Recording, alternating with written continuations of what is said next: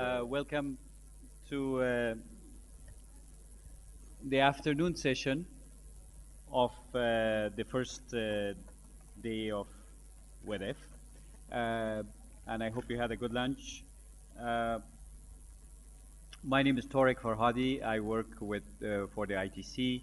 I'm here with a very distinguished panel. You will see that I will introduce in a few minutes. And this panel is about the increased competitiveness through innovative financial instruments. As a way of introduction into the topic, I just wanted to say that at ITC, a focus of our work is to help the exports of landlocked and developing countries as well as those of small islands.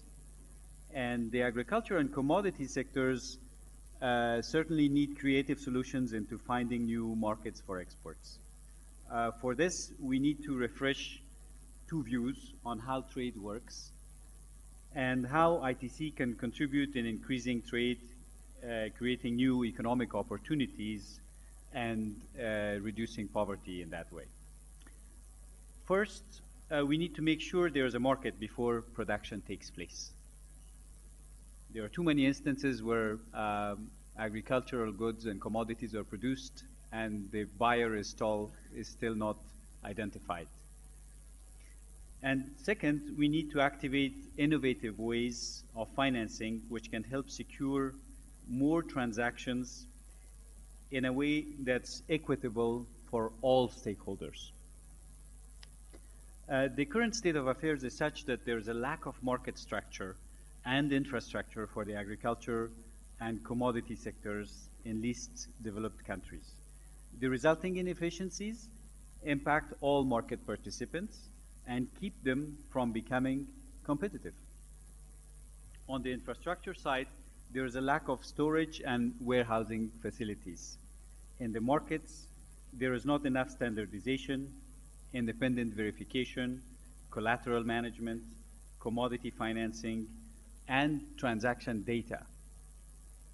The result is that we have often opaque markets, illiquid markets, which puts small farmers and producers at a serious disadvantage because it leads to lack of financing for smaller players, and this leads to missed trading opportunities and sometimes significant wastage. At the same time, commodities are the lifeblood of the economy. So this is an important issue. At the base of the value chain, farmers and producers are most harmed by wastage, price fluctuations, and limited access to finance. Our distinguished panel is going to look at solutions to mitigate these challenges in order to create a better playing field for all market participants, large and small, and afford better predictability for them.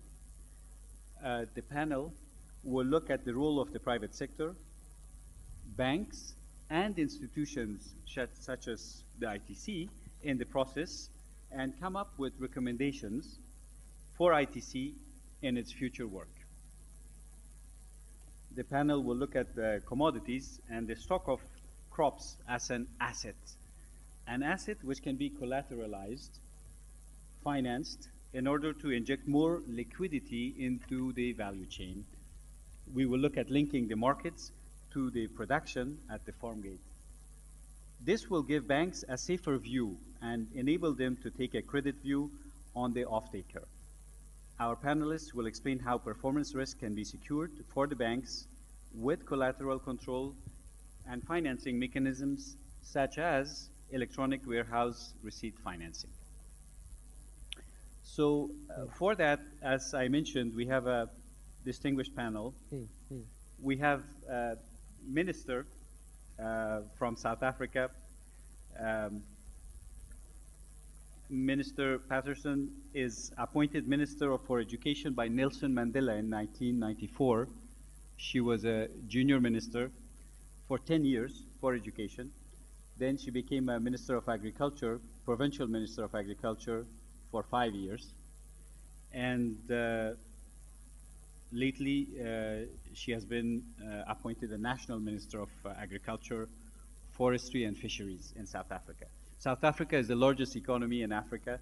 When South Africa is doing well, the rest of Africa benefits. Then we have Gary Ho. Gary Ho is an economist,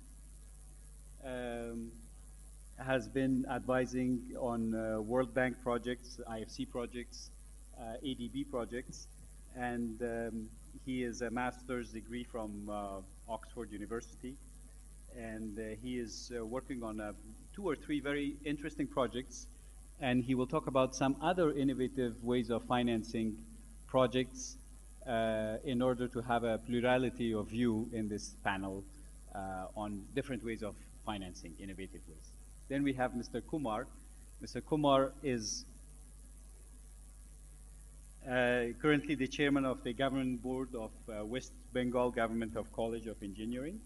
He is also the head of a company in India called Titan Leathers, which is one of the largest. And since he has been 35 years in the leather business, he has gotten to know the Italians. And the Italians have elevated him to knighthood. I'm going to try to pronounce this in Italian. Cavaliere dell'Ordine Stella della Solidarietà Italia. So it's basically, if you are in the leather business and you do the business between India and Italy, after 35 years, you can become a cavaliere.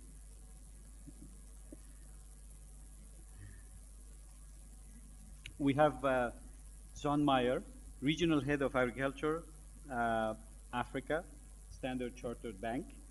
And contrary to popular belief, he is not a farmer, but he is financing farmers. So that's what he said to describe him, about himself. And then Andre Suma, which most of us know. Andre Suma has spent 14 years as the head of ACE, Audit Control and Expertise. It's a company that's headquartered in Geneva, but operates in 76 countries with 5,000 employees. He has dedicated most of his career to looking at innovative ways of financing agriculture, looking at asset financing and solutions. So with that, I think I can go back to my seat and let the minister start the panel. But we have 2 commentators as well that you will hear here. We have Mr. Bernhard Metzger, who is Vice President of Swiss Shippers Council, Head of Logistics for Migros, also in Switzerland. He was pointing out that Migros is the largest employer in Switzerland. More than 1% of Swiss population works for Migros. So, and we have Mr. Stephen Bell, who is here. He is also Vice President of Seaboard Marine in the Caribbean region. He's here. So with that, what we will do is each panelist will present for a few minutes. The chairman will go over the way how it's done, and then we'll be at your service for questions. We are trying to make the presentations shorter so you can ask all the complicated questions.